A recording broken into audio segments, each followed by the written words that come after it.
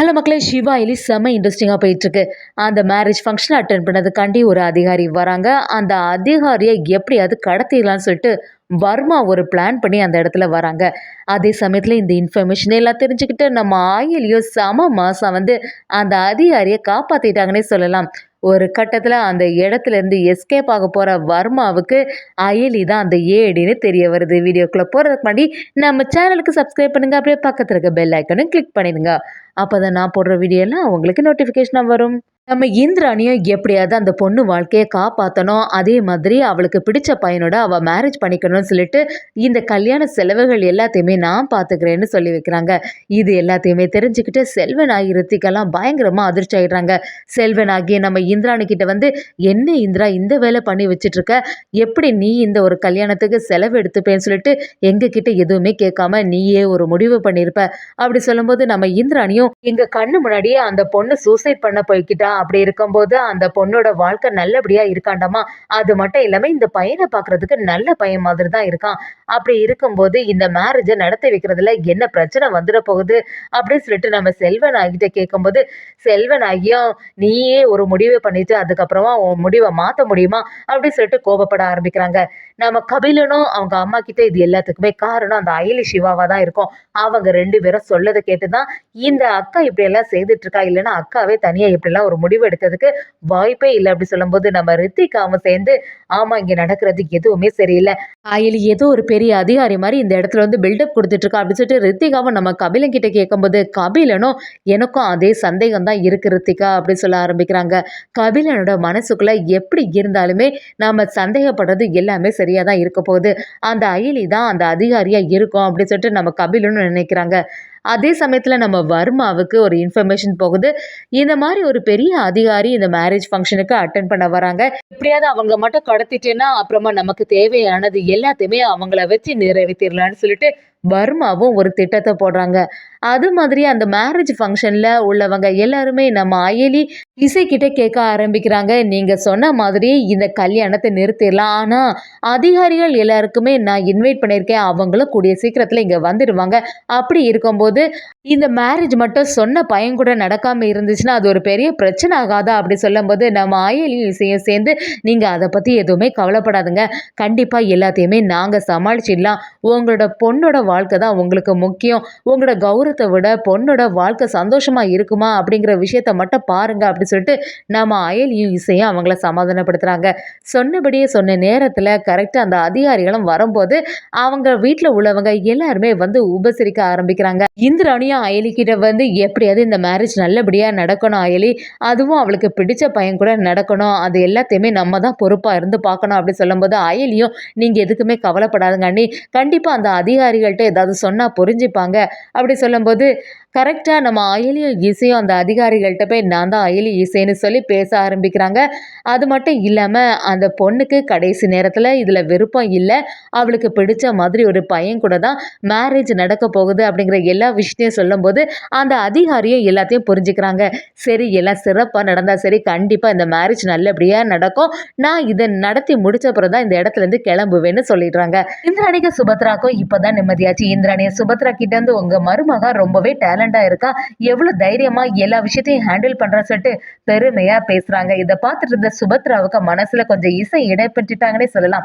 அதே சமயத்துல அந்த இடத்துல வந்த மாப்பிள்ளையோட தாய் மாமன் பிரச்சனை பண்ண ஆரம்பிக்கிறாங்க. என்ன இங்க நடக்குது, என்னோட மாப்பிள்ளைக்கு தான் மேரேஜ் பண்ணி கொடுப்பீங்கன்னு சொல்லிட்டு இருந்தீங்க, அப்படி இருக்கும்போது இங்க வேற மாதிரி நடந்துட்டு இருக்கு, எங்களுக்குன்னு ஒரு மரியாதை இல்லையா அப்படி சொல்லிட்டு சத்தம் போட ஆரம்பிக்கும் போது நம்ம சிவாவும் சம மாசா வந்து அந்த இடத்துல மாப்பிள்ளையோட தாய் மாமனுக்கு பதிலடி கொடுக்குறாங்க. இதை கொஞ்சம் கூட அவங்க எதிர்பார்க்கவே இல்லை. அந்த சீன் எல்லாம் ஆனால் செம காமெடியாவே இருந்துச்சு. அதே சமயத்துல இன்னொரு சைடு பாத்தீங்கன்னா நாம அயலிக்கு ஒரு இன்ஃபர்மேஷன் வருது. மேல் அதிகாரி அவங்கள்ட்ட வந்து, ஏடி நீ அட்டென்ட் பண்ண போயிருக்கல ஒரு மேரேஜ் ஃபங்க்ஷன், அங்க வந்து அதிகாரிகள் வந்திருக்காங்களா அப்படி கேட்கும்போது நம்ம அயலியும் ஆமா அவங்க வந்திருக்காங்க, அவங்கள வந்து கடத்ததுக்காண்டி வர்மா பிளான் போட்டிருக்கான், எங்களுக்கு கிடைச்ச இன்ஃபர்மேஷன் படி வர்மா இந்நேரத்தில் அந்த இடத்துக்கு வந்திருப்பான் அப்படி சொன்ன உடனே நம்ம ஆயிலியும் என்ன சொல்கிறீங்க சார் இங்கேயே வந்திருக்கான் அப்படி கேட்கும்போது, ஆமாம் நீங்கள் எதுக்குமே ஜாக்கிரதையாக இருங்க, அவங்களுக்கு எந்த பிரச்சனையுமே ஆகக்கூடாது, அதுக்கு நீங்கள் தான் பொறுப்பு அப்படின்னு சொல்ல ஆரம்பிக்கிறாங்க. நாம அயலியும் சிவா கிட்ட சீனியர் இப்பதான் வந்து ஆஃபீஸர் ஃபோன் பண்ணி சொன்னாங்க, இந்த வர்மா இந்த இடத்துல தான் வரப்போறான். எப்படியாவது வர்மாவை இந்த வாட்டி பிடிச்சிடணும்னு இந்த இடத்த விட்டு அவனை எஸ்கேப் ஆகுறதுக்கு நம்ம சான்ஸே கொடுக்கக்கூடாது அப்படின்னு சொல்லிட்டு நம்ம அயலியும் சிவா கிட்ட சொல்லிட்டு இருக்காங்க. அதே சமயத்துல நம்ம அயலி டென்ஷனா இருக்கிறத கவனிச்ச இசையும் அயலி கிட்ட வந்து, என்ன அயலி ஏதாவது பிரச்சனையா அப்படின்னு கேட்கும்போது நம்ம அயலியும் ஒரு கட்டத்துல இசை கிட்ட எல்லா விஷயத்தையும் சொல்ல ஆரம்பிக்கிறாங்க. ஆமா, இந்த இடத்துல ஒரு பிரச்சனை நடக்க போகுது, இங்க வந்த மேல் அதிகாரியை கடத்துறதுக்காண்டி ஒருத்தங்க ரெடி ஆயிட்டு இருக்காங்க அப்படிங்கிற எல்லா விஷயத்தையும் சொன்ன உடனே நம்ம இசையும் அயலிக்கிட்ட நீங்க எதுக்குமே கவலைப்படாதுங்க, நானும் இதுக்கு ஹெல்ப் பண்றேன், எனக்கு சந்தேகம் படம் மாதிரி யாராவது இருந்தாங்கன்னா கண்டிப்பா உங்கள்கிட்ட வந்து சொல்றேன் அப்படின்னு நம்ம அயலிக்கிட்ட சொல்லி வைக்கிறாங்க.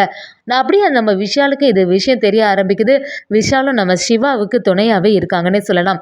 இது எதுவுமே தெரியாம நம்ம சுபத்ராவும் இந்திராணியும் அந்த கல்யாணத்துக்கு எல்லா வேலைகளும் செய்யறதுக்கு ஆரம்பிக்கிறாங்க. நம்ம இந்திராணியும் அந்த இடத்துல இந்த மேரேஜ் நல்லபடியா நடக்கணும் அப்படின்னு சொல்லிட்டு கடவுளை வேண்டுறாங்கன்னே சொல்லலாம்.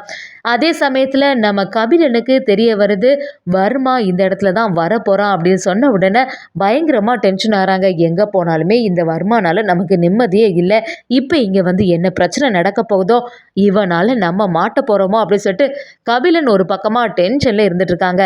அதே சமயத்துல வர்மா ஒரு தாத்தா மாதிரி ஒரு காஸ்டியூமை போட்டுட்டு வந்து இறங்குறாங்க. யாருக்குமே சந்தேகமே வர மாட்டேங்குது. அப்படியே வர்மா அப்படி வந்துட்டு இருக்கும்போது வழியில உள்ளவங்க எல்லாருமே சரி வயசானவங்க அப்படின்னு சொல்லிட்டு அவங்களுக்கு இடம் கொடுக்குறாங்கன்னே சொல்லலாம். வர்மாவும் கையில ஒரு புக்கு வச்சிருக்காங்க. அந்த புக்குக்குள்ள ஒரு கன்னை வச்சுட்டு அப்படியே மறைச்சு எடுத்துட்டு வராங்கன்னே சொல்லலாம். அப்படியே வர்மா ஒரு வயசான கெப்டப்ல வந்து ஃப்ரண்ட் சீட்டுக்கிட்ட வந்துடுறாங்க. அப்படியே அந்த மேல் அதிகாரிக்க பக்கத்துல உட்கார போகும்போது அங்க உள்ளவங்க எல்லாம் தடுத்து நிறுத்துறாங்க.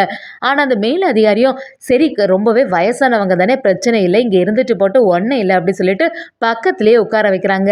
ஆனா அது வர்மான்னு யாருக்கும் தெரிய மாட்டேங்குது. வர்மாவும் ஆக்டிங் கொடுத்துட்டு ரொம்பவே நன்றி, நல்ல வேளை எனக்கு இந்த இடத்த தந்ததுக்கு ரொம்ப நன்றின்னு சொல்றாங்க.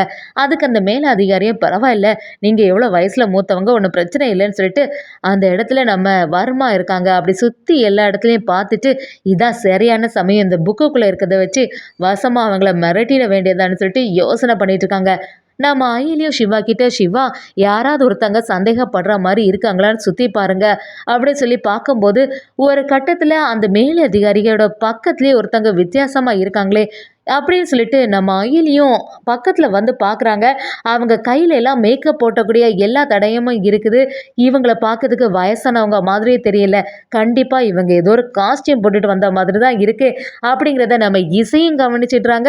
அப்படியே நம்ம அயலி கிட்ட இசை எல்லா விஷயத்தையும் சொல்ல வரும்போது அயலியும் சிவாவும் செம மாசா அந்த பக்கத்துல வர ஆரம்பிக்கிறாங்க. அப்படியே நம்ம வர்மாவும் யாருக்கும் தெரியாத மாதிரி மேல் அதிகாரியை மிரட்டுறதுக்காண்டி கன் எடுக்கும் போது செம மாசா அயலி சிவா வந்து தடுத்து நிறுத்திட்டாங்கன்னே சொல்லலாம். ஒரு கட்டத்துல வர்மாவை வழிமறிச்சு அப்படியே வேற ஒரு இடத்துக்கு கூட்டிட்டு போயிடறாங்க. சரி இந்த மேரேஜ் நல்லபடியா நடக்கட்டு, நம்ம இவனை மட்டும் தனியா கூட்டிட்டு போயிடலாம் அப்படின்னு சொல்லிட்டு அந்த மண்டபத்துல இருந்து கொஞ்சம் தள்ளி கூட்டிட்டு போறாங்க. ஒரு கட்டத்துல அயலி தான் ஏடிங்கிற விஷயம் வர்மாக்கு தெரிய வருதுன்னே சொல்லலாம்.